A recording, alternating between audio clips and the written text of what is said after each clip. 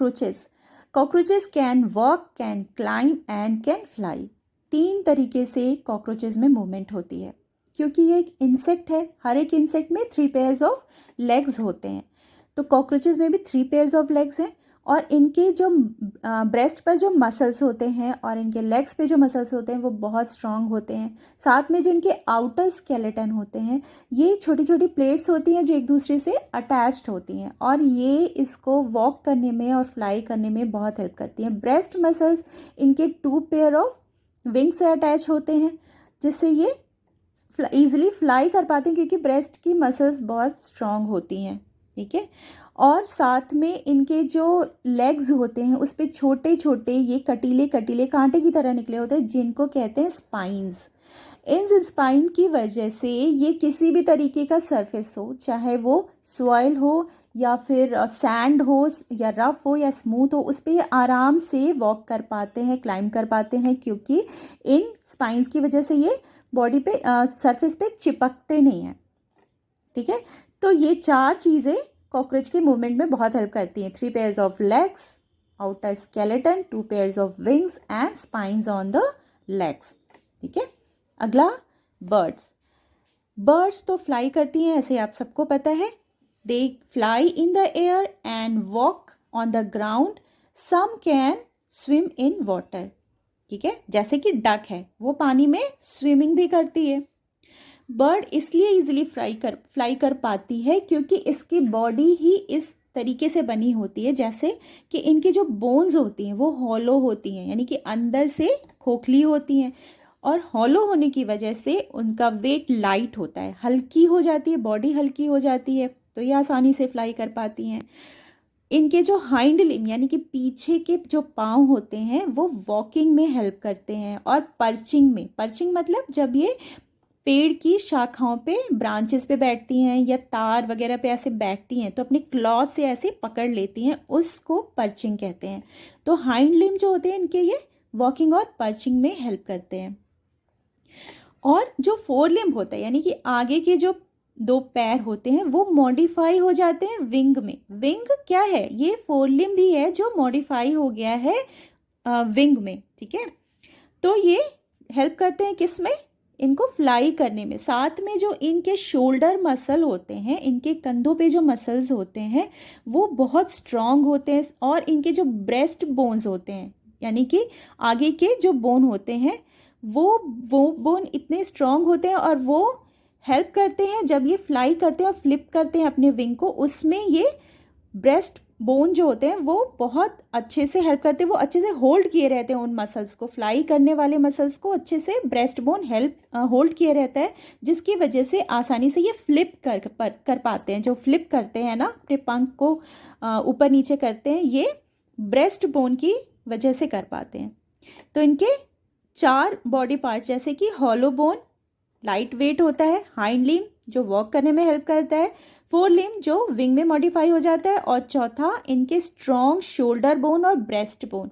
ये सारे features bird को मूवमेंट में हेल्प कराते हैं। नेक्स्ट हम आ जाते हैं फिशेज में।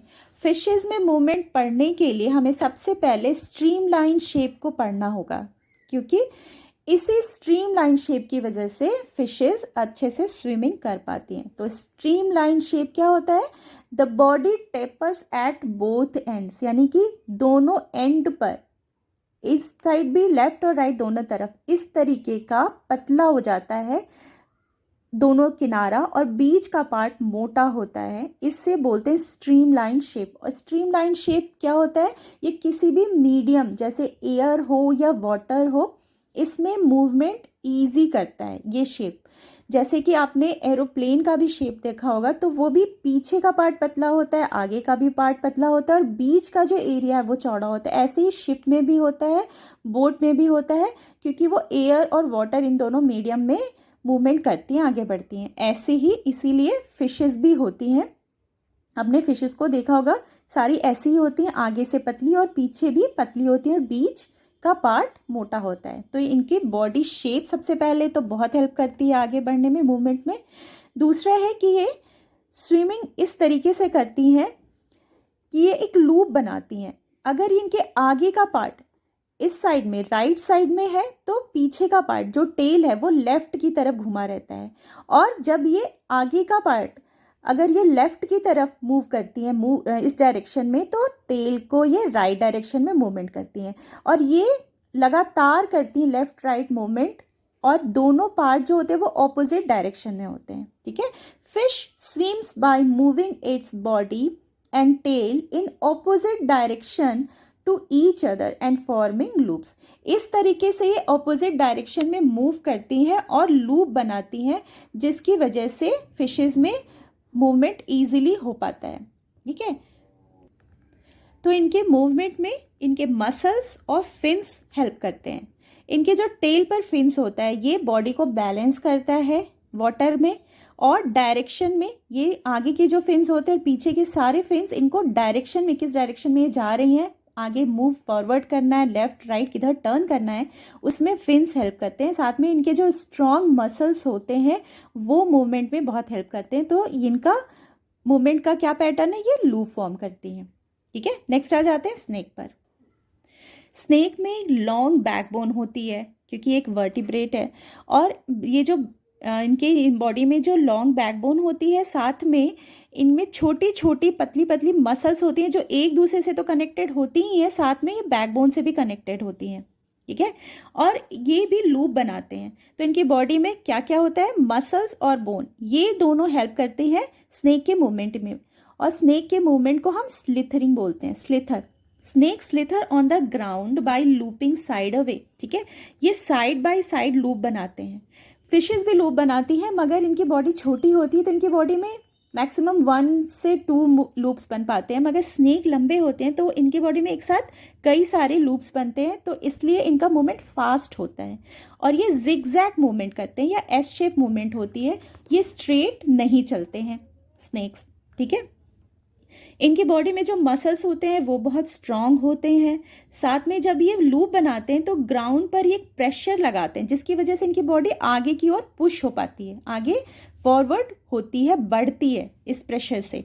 ये स्ट्रेट तो चलते ही नहीं है, लूप भी बनाते हैं, और इनके मूवमेंट में मसल्स और बोन्स, इनके स्ट्रांग मसल्स और बोन हेल्प करते हैं। तो इस तरीके से स्नेक में मूवमेंट मिलता है। ठीक है, तो अब हम अगले वीडियो में पढ़ेंगे इसी चैप्टर बॉडी मूवमेंट के पीछे के एक्सरसाइज, उसको सॉल्व करेंगे, साथ में एक्स्ट्रा क्वेश्चन भी पढ़ेंगे।